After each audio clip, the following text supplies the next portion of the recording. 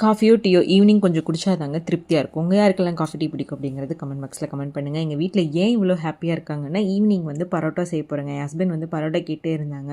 சரி ஓகே இன்றைக்கி பண்ணிடலாம் அப்படின்னு சொல்லிட்டு தாங்க. அதுக்கு ஃபஸ்ட்டு வந்து மாவு பிசைஞ்சு வச்சிட்டோன்னா பரோட்டா ஊற ஊற அந்த பரோட்டா வந்து சாஃப்டாக வரும். ஸோ அதனால் மாவு வந்து ஃபஸ்ட்டு ரெடி பண்ணி வச்சுட்டு அதுக்கப்புறமா வந்து பார்த்திங்கன்னா மட்டன் குருமா தான் வந்து வச்சுருந்தேன்.